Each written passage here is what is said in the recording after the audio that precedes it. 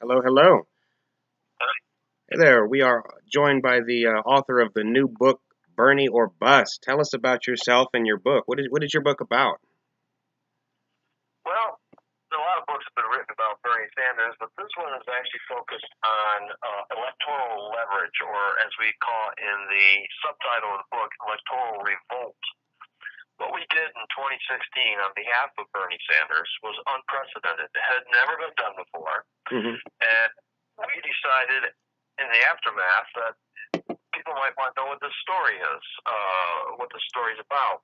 So we packed something, a user's guide, a how-to manual for revolution around an 8-chapter memoir, which we actually recommend most people skip because while it's interesting to historians and history lovers or political activists who we might benefit from learning about our mistakes, because we put the blemishes in there and all. Tried to tell as much of the story as we could, mistakes and all. We did make mistakes.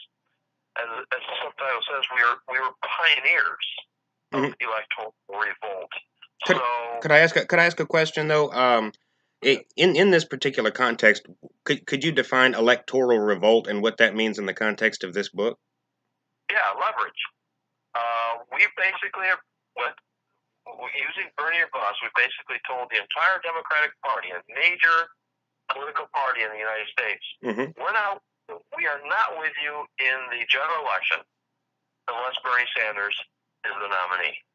It was leverage, and there had never had nothing like that. I mean, there have been third-party candidacies. There's been grassroots efforts of various sorts, political efforts, movements, and so forth, organized throughout American history.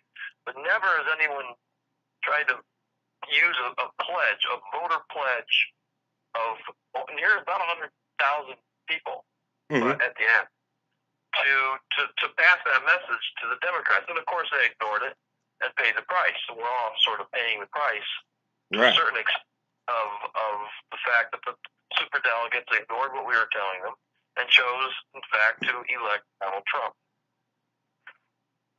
Right. I was about to bring up the fact that how do we, considering the fact that the establishment writ large doesn't seem to care too much about the will of the people. Like we saw a report in New York where they purged Bernie Sanders, or likely Bernie Sanders voters, from the rolls unapologetically, basically flagrantly in front of our eyes.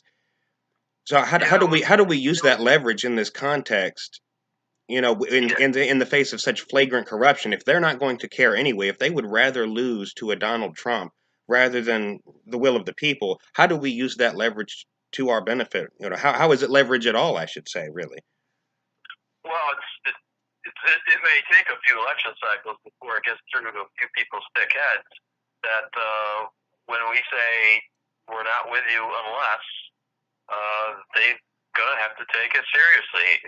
They will either come around after a certain amount of time. We think we have a strategy for 2020 that's going to get noticed, just like Bernie and Bust did. And this time, we think that they might be aware of the fact that it's not worth it to run away from this particular line in the sand. And that's what Bernie or Bust was. We could have made it Bernie or Bust, or a write-in strategy. And this is one of the mistakes we made. Again, we were pioneers, and by making it Bernie or Bust, by making that option, we're going to write in his name anyway in the general election. We inadvertently turned it into a cult of personality, or left that door open where this leverage strategy could be defined around a personality rather than a line in the ideological sand.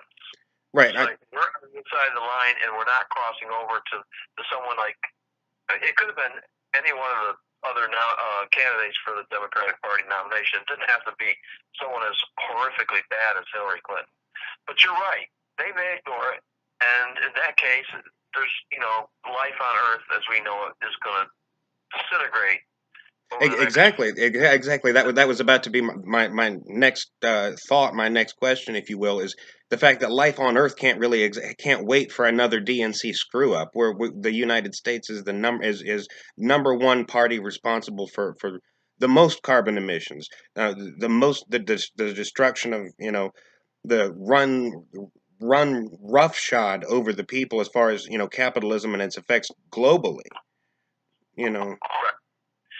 There's for a variety of reasons. There's we need a revolution. The that premise, that argument is made in chapter 1, and it comes from an article I published in New Year's Day 2015 called "Standing on the Edge of the Next American Revolution." And we made the case that and this is part what's essential for people in the book to understand. We're sliding under President Obama into fascism. It was a process that was underway.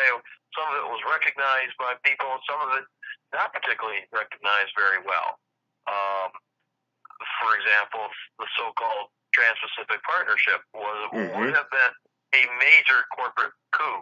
So basically, we're arguing that the establishment party, whether it's red or blue, are sort of the enemies of what this country is supposed to be. They're enemies of democratic order, that's for certain. And the long list of promises, growing austerity, all these neoliberal features. One of the things we try to do in the book is present a kind of Paul Revere sort of narrative, except it's not that the British are coming. It's that the neoliberals have taken over. The corporations are in control. Exactly what time frame that took place, I mean, you could certainly argue in the immediate aftermath of the Citizens United decision.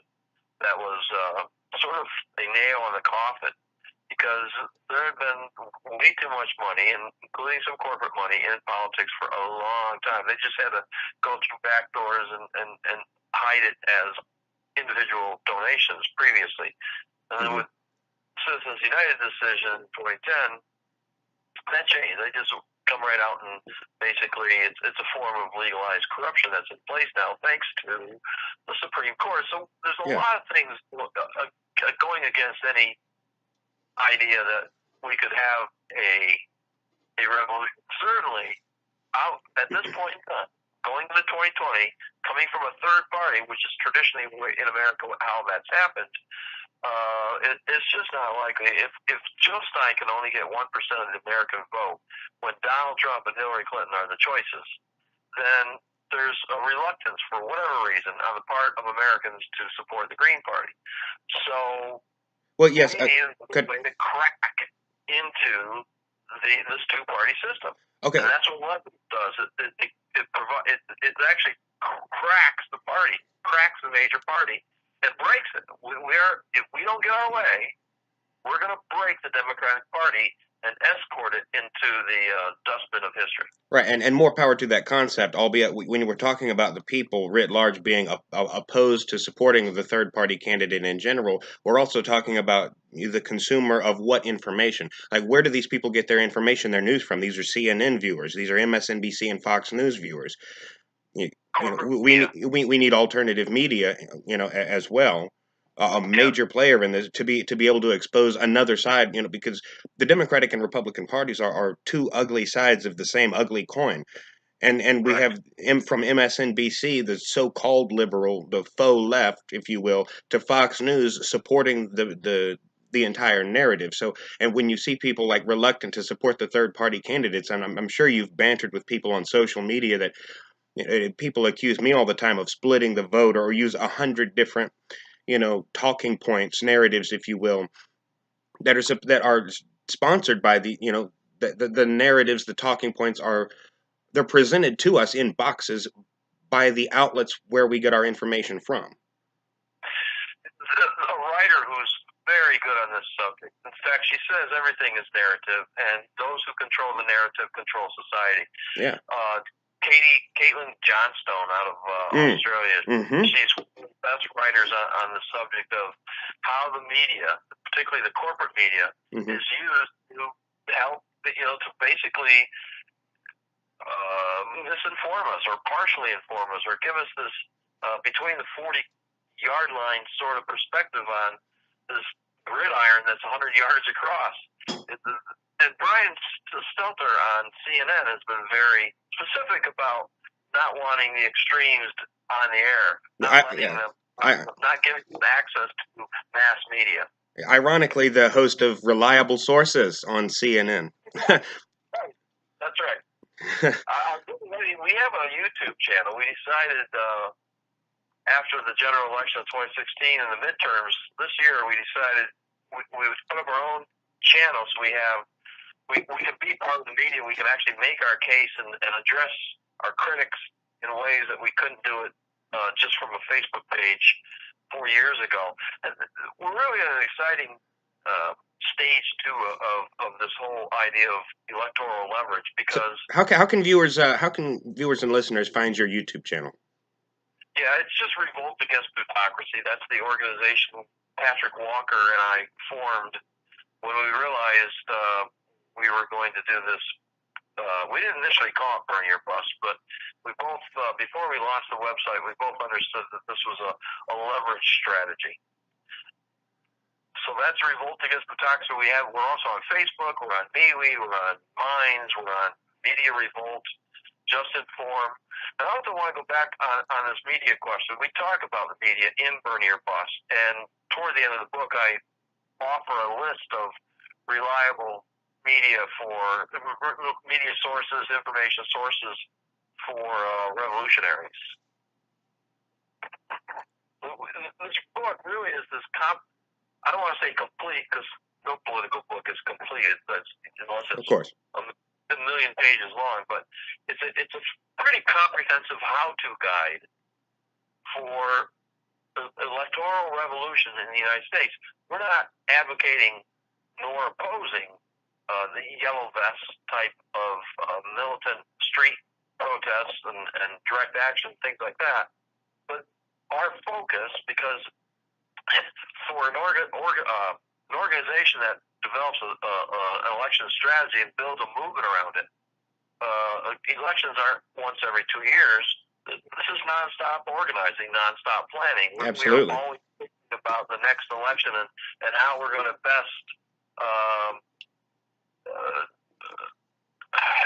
have an impact on it, especially now that we've discovered electoral leverage, or our particular brand of electoral revolt.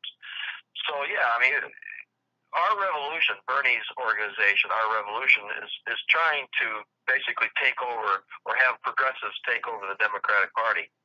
Revolt Against Plutocracy supports that goal, but we have an additional element to our support, which is if they fail, if the progressives do not win the primaries, we're not going to support them. We're opposed to neoliberals, especially after seeing what, and I hate to say this because he's so popular in the era of Donald Trump, but Barack Obama damn near destroyed this country. What he called 5 days before he was elected a fundamental transformation of the country almost happened. If Hillary had been elected, we would have been a big fight in Congress, the lame duck session of Congress, over passage of the Trans-Pacific Partnership. It would have been, if he had gotten his way, and Hillary, of course, would have implemented it, it would have been a fundamental fascistic overthrow of our entire system of lawmaking. People don't understand just what these globalists were attempting to do. Exactly. And sounding free trade. Who doesn't want free trade? I want free trade. I want low tariffs. Nobody, sounds so innocent and good for America. Yay, free trade. But the problem is they use that. They use a couple chapters of low tariffs as a Trojan horse to implement this corporate coup, this overthrow of our legal order. Not every part of our legal order, but a big, large percentage of it. Let me just say, when it comes to if these neoliberals have gotten their way on that, and I stress this because it's not gone. They're not totally destroyed. I mean, neoliberal Democrats won the midterms. The blue wave was a neoliberal wave. There were not many progressives elected. There was, one or two establishment Democrats unseated in the primaries. That's it. There was no progressive wave. There was no populist wave this year. And, they're just going to come right back with more of these corporate trade agreements if people don't wake up. And that's what big project of Bernie or Bust is to sort of serve as a Paul Revere, wake up. The neoliberals are in power, and we have to dispatch them. We have to get rid of them. And eventually, it really has to be a consciousness raising thing. You ask the question how to pull this off when they're just so corrupt and they're able to control the outcome. Number one tactic that we put out in the chapter What's Next is hand countable paper ballots. Right? We have to eliminate all kinds of possibilities of election fraud through electronic machines. My background is computer networks, computers, not the software side, but the hardware side. And I can just understand so many different ways they can influence and change the outcome of an election. And I talk about that at length. I recommend a particular video that's on YouTube called fractional voting. It's called fractional voting? Fractional voting, yeah. Did you say fractional or rational? Fractional. In fractions, like 2.34 volts. Oh, okay, I see. Yeah, it's bizarre. And because that's there, they have to round off all their numbers when they're done cheating. So it looks like whole numbers again, because there's no such thing as 2.34 voters. So how do they end up with how do you end up in such a system with a fraction of a vote? What is a fraction of a vote? How does that work? It's a mathematical manipulation of the outcome, so that the one person you want to win wins. Well, I understand that, but I mean, how does that work? I mean, when you get down to the nitty gritty of it, how to the rational mind, the average person watching this, thinking, what do you mean 2.3 votes? How does How do they? Go ahead. It's just that you say you want. The candidate comes out and has, of course, 100% of what they have. That's where they start. Well, all candidates have 100% of what the voters cast, assuming everything was put up to that point. So they get in there and they look at what are called GEMS folders that have this data in it, and they just use math to chop down somebody's percentage from 100% to 70%. And so when you multiply a number of votes by 0.7, it's not going to come out to some nice round number. Yeah. It's going to come out to a fraction of 1,339.6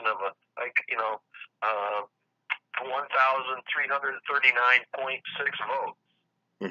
So they would get caught. Yeah. They didn't truncate that number, cut off everything to the right of the decimal point. That's just one of the many ways they could tap the networks and grab the data from polling place to the central county computer that tabulates all these votes and change the numbers when the numbers are en route if there's not really good encryption in place. The voting machines themselves can be corrupted. There's so many ways electronic systems can be corrupted. We don't have a democratic order until we get electoral reform passed in this country. That's goal number one. And then you can start talking about the actual revolution, because then at least we're in a position where people's votes count. And then how do you get people to wake up? And there are other books out there that would serve. You can read Caitlin Johnstone's works. You can read or listen to better media than the corporate mass media. There's ways to raise consciousness out there. And among those, we're arguing is to read this book. Share Bernie or Bust. Get it. Share it with other people. In the book, 3 times, we ask the reader, don't let this book sit around collecting dust. If you stop reading it, share it. When you're done reading it, share it. Get rid of it. This is not a book to hold on to. This is a book to incite revolution. And the whole idea is to raise consciousness, to make people aware of what neoliberalism is, the 14 characteristics of neoliberalism. We go through a voter exercise to help people understand neoliberal characteristics in a candidate. Like I said, it's a broad fairly comprehensive how-to guide for electoral revolution or a revolt or leverage, if you will. It's a how-to voters how-to guide for revolution. Of course, if I just mentioned, you can find it on Amazon. And if you don't want to make the billionaire more wealthy, you can just go straight to the publisher's website using BernieOrBust.info, I-N-F-O. BernieOrBust.info. Let's not make Amazon even richer than they already are. Right. They put notice out the other day that for Christmas shopping, you had to order by Monday. So I don't want people to think they can order this and give it away for Christmas.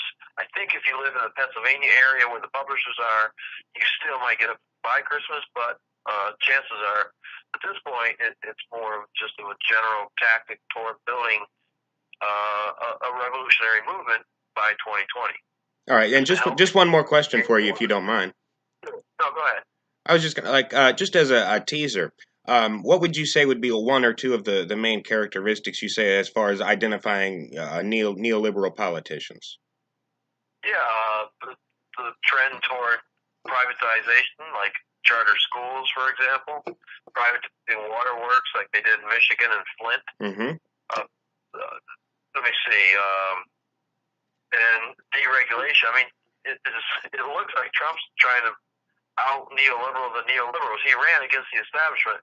Right. He's actually more establishment than Hillary Clinton. He's turning into President Hillary Trump Incorporated. Yeah, amen to that.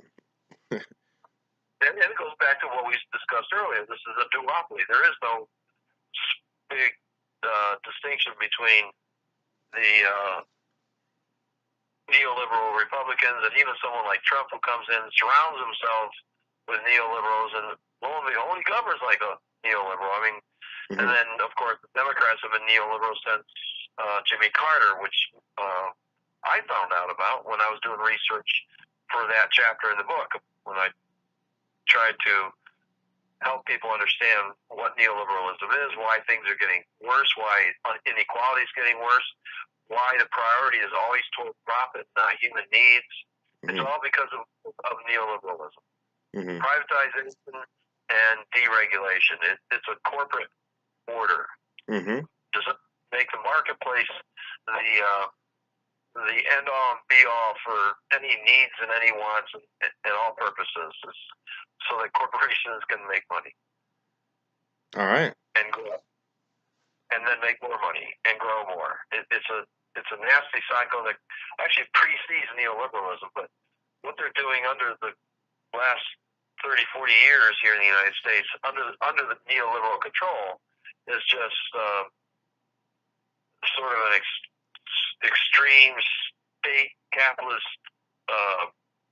synthesis of creating a world of, by, and for transnational, huge, large transnational corporations. And this is, I'm not describing something that is coming. This is here. We are under that kind of rule now. And I might add that a government of, by, and for the corporation, that is basically the definition of fascism. Yeah, well, that's close to it. Chris Hedges talks about the corporate state. He's a big influence in my thinking about this. Yeah, Chris Hedges is good. All right, so where can people find yourself online? Well, we're Revolt Against Plutocracy on a number of social media channels. I'm not on Instagram for some reason. I never picked up that. But I'm also at Bernie or Bust on Twitter. So people can reach out to us there. Encourage people to get their hands on this how-to book for revolutionaries and get that out there and get that circulated, if for no other reason than to raise consciousness, particularly about the climate. We have quite a few paragraphs on addressing this runaway global warming and how people can actually live to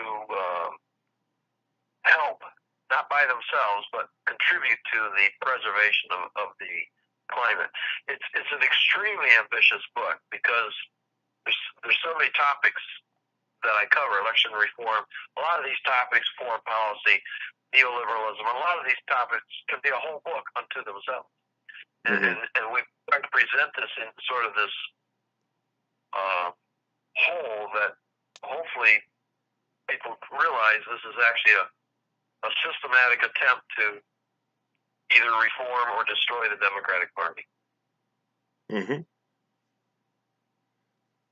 All right. Well spoken. Thank you very much for your time. I appreciate this opportunity. Good talking with you. All right, likewise. You have a nice evening. You too.